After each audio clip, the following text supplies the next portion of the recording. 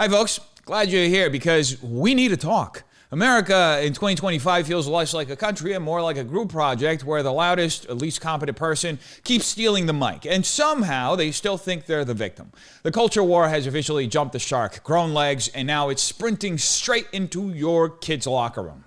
Today, we're diving into the latest ideological faceplant from the left, this time featuring former ESPN commentator Kate Fagan. Yes, the same one who got benched and still thinks she's the MVP. She popped back in for a final appearance, and let's just say it was less graceful swan song and more participation trophy meltdown.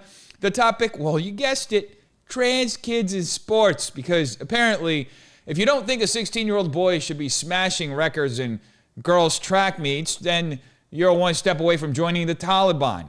So buckle up.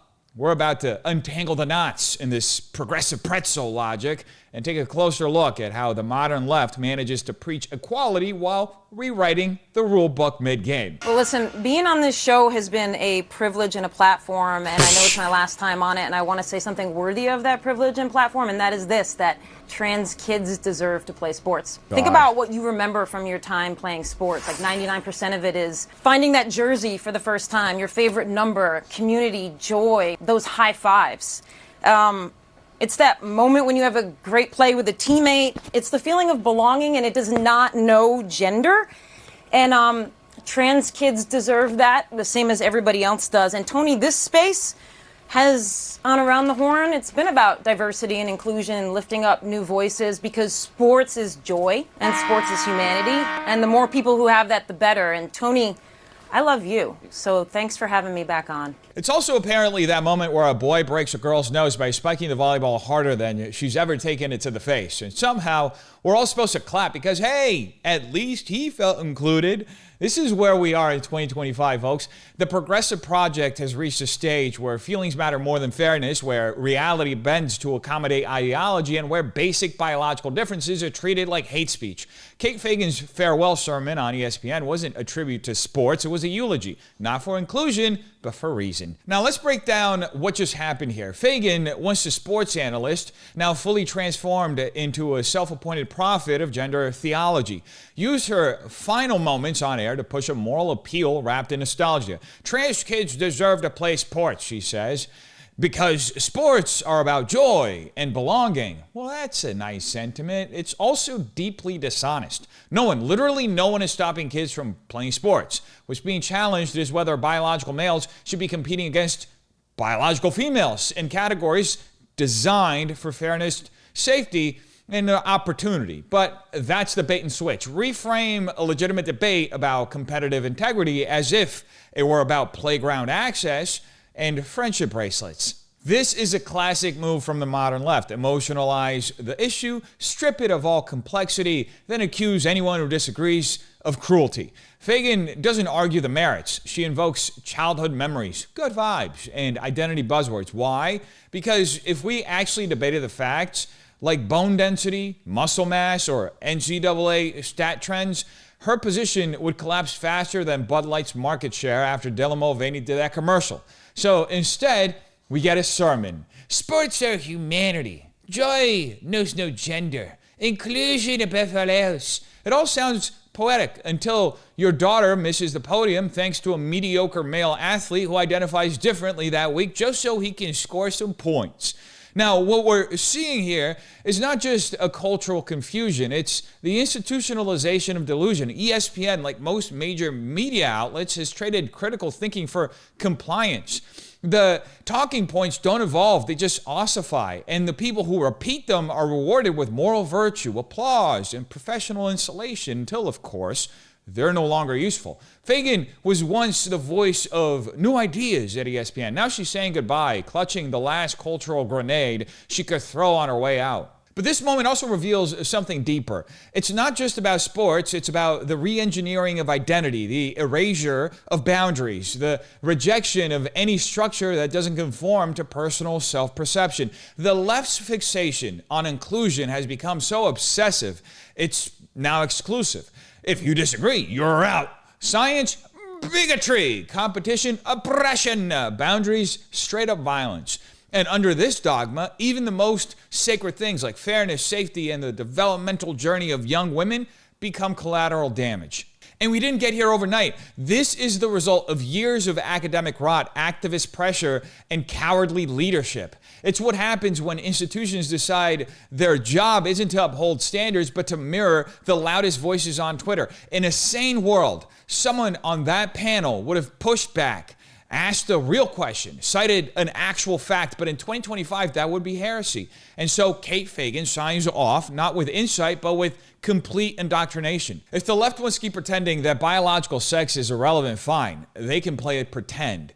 But don't expect the rest of the country to keep subsidizing that delusion.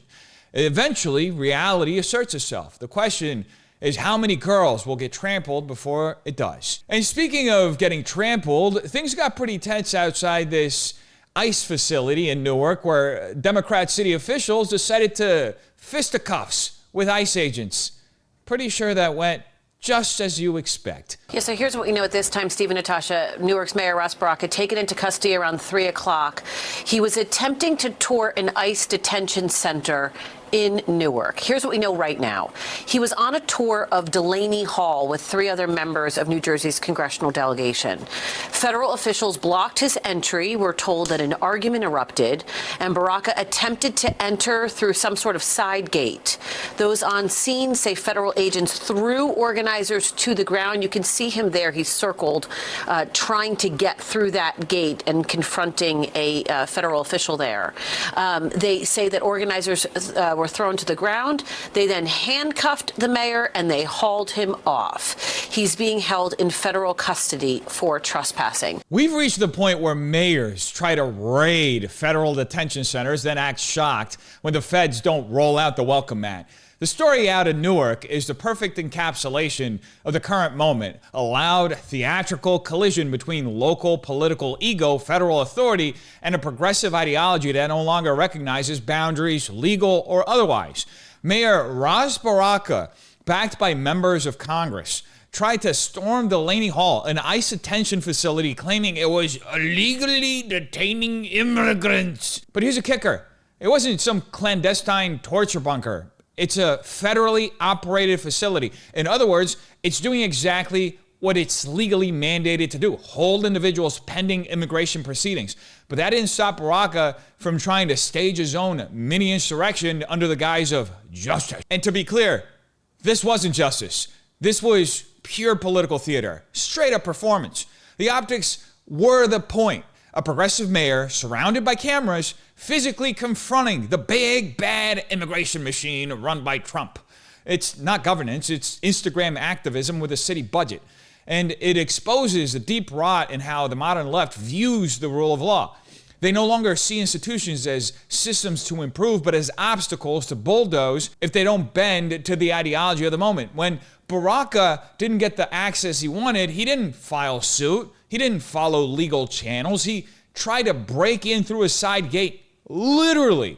The same people who screamed about January 6th are now defending a public official trying to bypass federal security because he feels morally justified. And let's be clear, this is not just some rogue mayor with a messiah complex. This is the natural endpoint of a political movement that has spent years telling itself in the public that all enforcement is oppression, that borders are violence, that federal immigration law is a relic of white supremacy. So when a detention center dares to follow legal procedures, it's now framed as a rogue operation holding people hostage. The only thing being held hostage here is reality. So what we're witnessing is a breakdown of jurisdictional respect. Local politicians, empowered by media validation and activist energy, now believe they can override federal authority whenever it suits them. This is not a debate about immigration policy. It's about who gets to decide what the law is and whether progressive moral posturing is now a license to disregard it. That's dangerous because once political actors decide they're above the law, governance collapses into performance art and chaos becomes policy. And where is the media? Right there, feeding the narrative. Baraka wasn't arrested for trespassing. They say he was detained while trying to bring justice. See, the facts don't matter. The framing does. It's another example of how the left manipulates language to make radicals look like reformers and law enforcement look like villains. This isn't journalism. It's damage control for failed ideas. In the end, this moment isn't about one mayor. It's about a political movement that substitutes spectacle for substance and believes its feelings outrank the Constitution. Baraka didn't expose a crisis in immigration policy. He exposed a crisis in leadership, one that sees power not as a responsibility, but as a stage. And in 2025, the audience is finally starting to walk out. Look, we came here simply to perform our oversight duties. That is why we came here. There is a law that says that we are able to do that as members of Congress, and that is what we got here to do.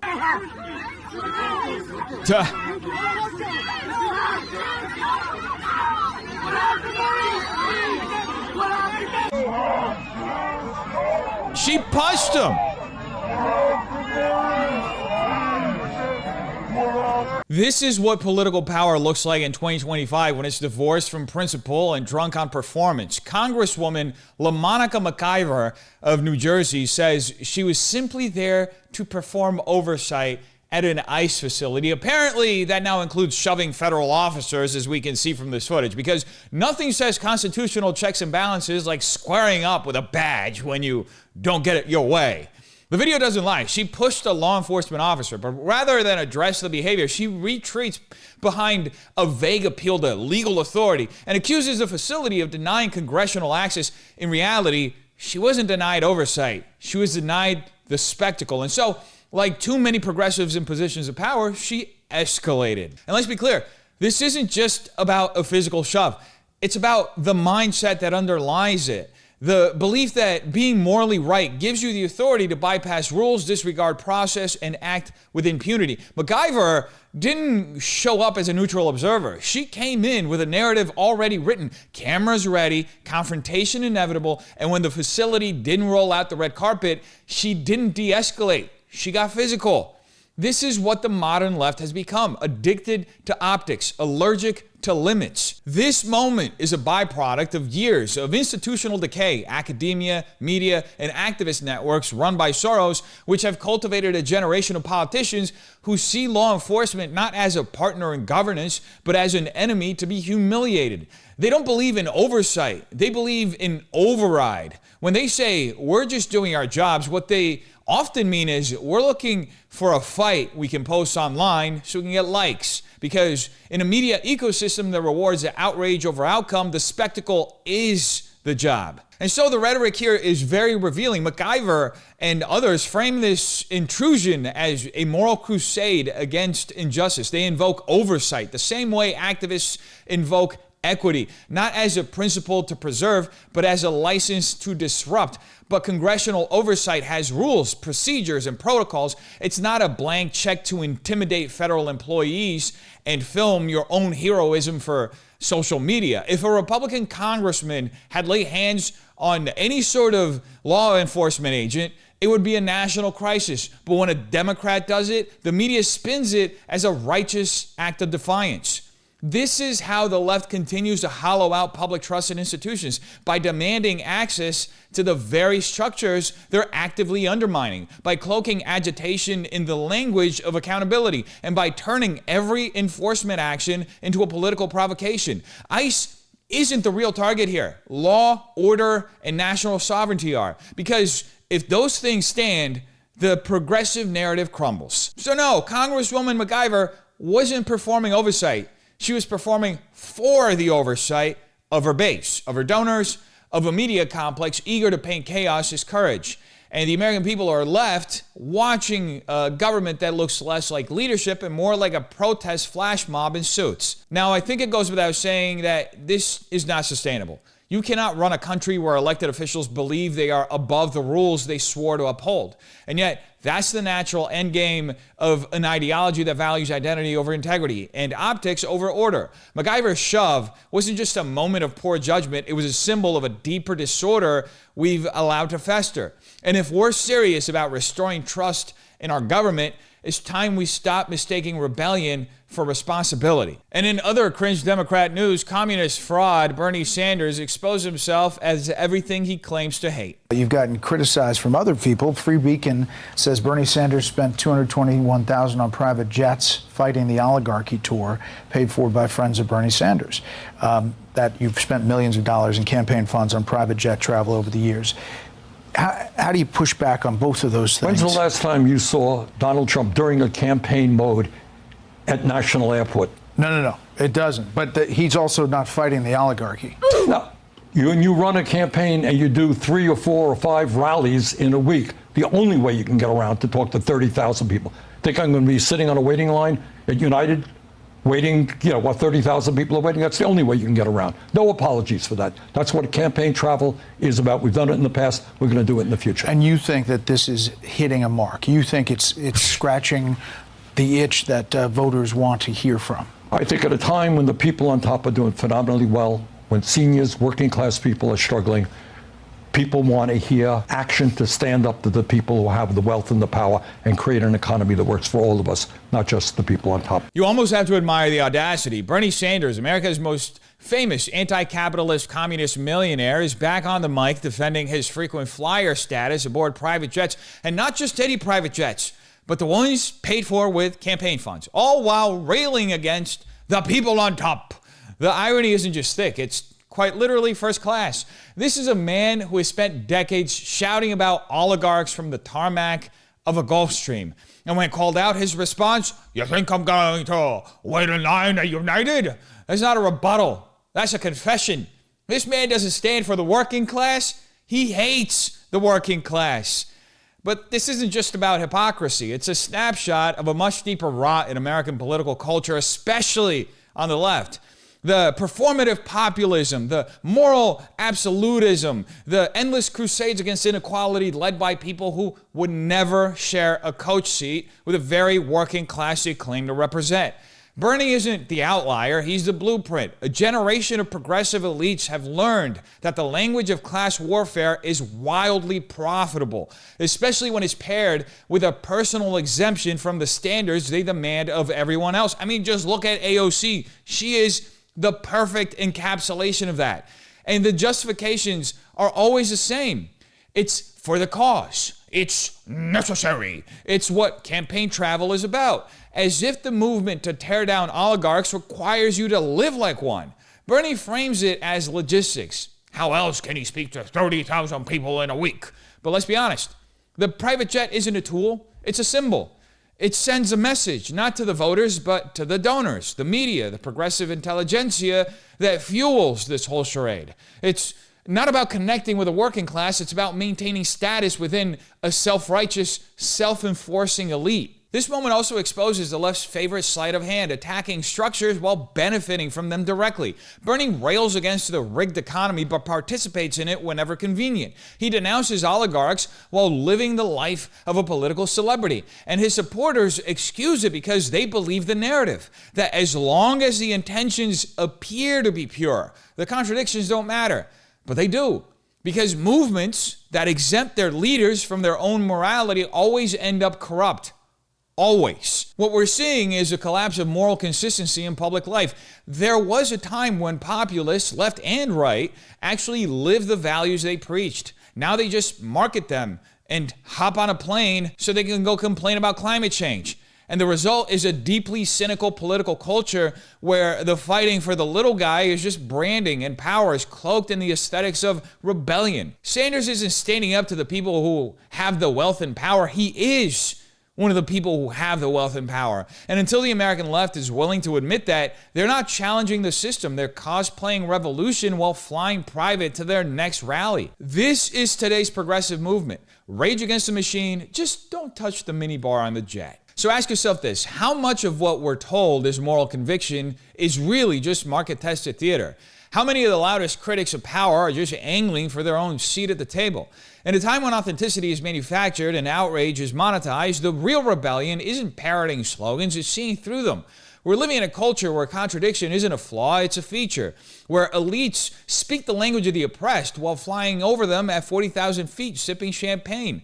So what does that say about us? about the stories we choose to believe and the people we choose to follow.